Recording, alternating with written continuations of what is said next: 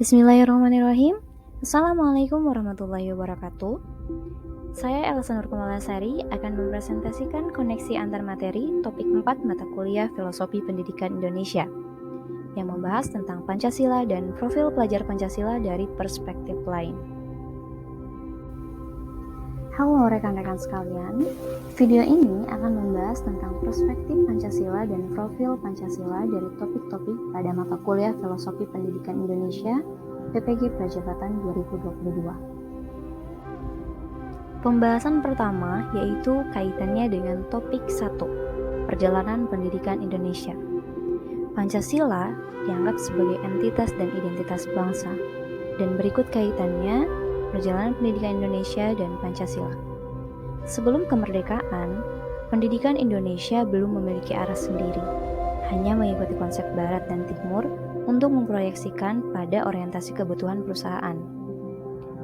Munculnya gagasan Taman Siswa pada tahun 1922 mendorong adanya penerapan nilai-nilai identitas bangsa Indonesia dan berorientasi pada perwujudan manusia yang utuh dan merdeka. Setelah kemerdekaan, dasar negara yang ditetapkan yaitu Pancasila menjadi pedoman hidup bangsa Indonesia termasuk pada bidang pendidikan. Yang akhirnya, pendidikan dilaksanakan dengan memuat nilai-nilai ideal bangsa Indonesia yang termuat pada Pancasila.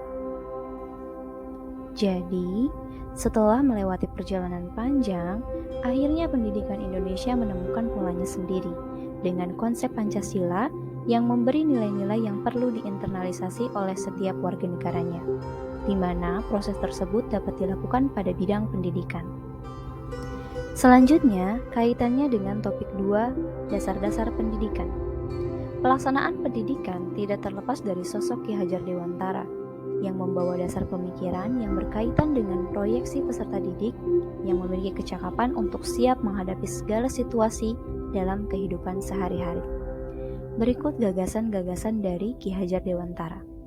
Yang pertama, penggunaan sistem Among, di mana semboyan yang paling terkenal yaitu Ingar Sasung Tulada, Ing Madya Mangunkarsa, dan Tutwuri Handayani.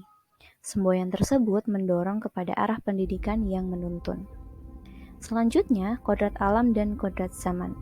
Pendidikan perlu memahami keragaman wilayah untuk pelaksanaan kodrat alam dan mempertimbangkan perkembangan teknologi sebagai refleksi kodrat zaman.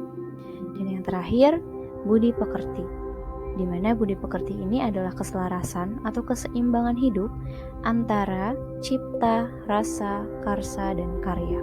Hal ini mendorong untuk adanya pendidikan karakter yang didapatkan dari Tripusat Pendidikan, dari keluarga, sekolah, dan juga masyarakat.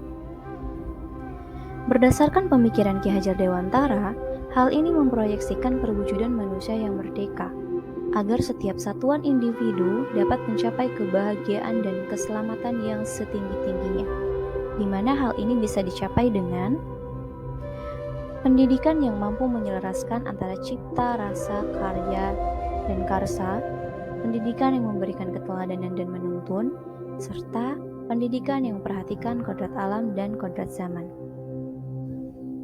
Oleh sebab itu, pendidikan tersebut dimuat dengan nilai-nilai Pancasila sebagai identitas dan entitas bangsa Indonesia, di mana Pancasila memuat nilai-nilai luhur sebagai kepribadian bangsa dari cerminan dan refleksi nilai yang membedakan dirinya dengan bangsa lain. Selain itu, nilai-nilai Pancasila pada pembelajaran paradigma baru telah memperkenalkan profil pelajar Pancasila dengan 6 dimensi, yaitu yang pertama, beriman bertakwa kepada Tuhan Yang Maha Esa dan berakhlak mulia. Kemudian berkebinekaan global, bergotong royong, mandiri, bernalar kritis, dan kreatif. Dasar-dasar pendidikan yang telah disampaikan oleh Ki Hajar Dewantara dan juga profil pelajar Pancasila adalah tentang berpihak pada peserta didik. Proses pengajaran dan pendidikan ini sudah mulai berpihak pada peserta didik, menjadikan mereka sebagai subjek dalam pembelajaran. Dimensi ini memuat keselarasan untuk pendidikan karakter yang diharapkan serta menerapkan pertimbangan kodrat zaman yang sedang berlangsung. Kemudian, pada topik 3, keterkaitan antara Pancasila dan identitas manusia Indonesia. Manusia Indonesia tumbuh dalam keragaman sejak mereka lahir, sehingga mereka dikenal sebagai manusia Pancasila dan manusia religius.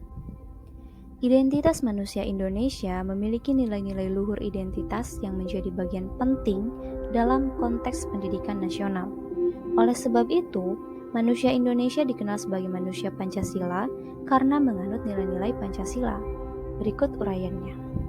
Yang pertama, nilai luhur yang digunakan mampu membentuk pribadi, etika, dan moral sehingga nilai ini penting dalam konteks pendidikan nasional. Dalam implementasinya, terdapat 5 nilai karakter utama yang bersumber dari Pancasila, yaitu religius, nasionalisme, integritas, kemandirian, dan kegotong royongan. Hal ini menunjukkan relevansi bahwa identitas manusia Indonesia sejalan dengan tujuan pendidikan nasional agar anak memiliki kecerdasan, akhlak, pengendalian diri, maupun keterampilan yang berguna bagi diri sendiri, masyarakat, maupun negara. Kemudian, Pancasila sebagai pondasi pendidikan. Pancasila, nilai-nilai yang terdapat pada Pancasila tidak pernah berubah. Ia terus diadaptasi untuk mengikuti perkembangan zaman dalam penerapannya di bidang pendidikan. Dengan adanya konsep pembelajaran paradigma baru, nilai-nilai pada Pancasila memuat 6 dimensi yang baru, sesuai dengan pendidikan abad 21. Di mana pendidikan abad 21 ini mendorong pendidik untuk bisa mengintegrasikan kemampuannya dalam menggunakan teknologi dan seluruh pihak yang terlibat dalam proses pendidikan. Pancasila diinternalisasi dengan proses pendidikan. Begitu pula dengan pendidikan abad 21, di mana pertimbangannya adalah sebagai berikut. Yang pertama, perlulah berpihak pada peserta didik. Kedua, mengintegrasikan teknologi. Dan yang ketiga, memproyeksi terhadap percakapan versus skills. Adapun perwujudan profil pelajar Pancasila pada pendidikan abad 21 diantaranya, yang pertama, menyiapkan pendidik yang memiliki growth mindset, menguasai teknologi dan mau terus belajar. Kedua, penerapan penguatan proyek profil pelajar Pancasila atau lebih dikenal dengan P5. Yang ketiga, penerapan pembelajaran berpihak pada peserta didik dengan menjadikan mereka sebagai pusat pembelajaran atau student-centered learning. Dan yang terakhir, penerapan pembelajaran paradigma baru dengan pembelajaran berdiferensiasi.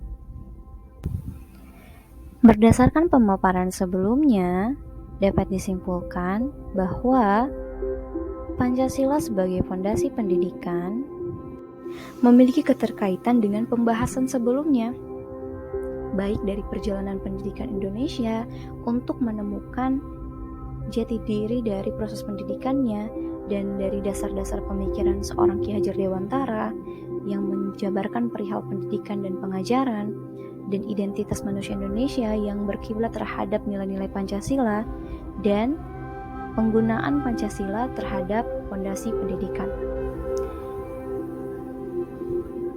Sehingga Pancasila menjadi entitas dan identitas bangsa yang memiliki nilai luhur untuk diimplementasikan dalam pendidikan. Adapun nilai-nilai yang telah ada masih relevan untuk dapat digunakan pada pendidikan abad 21.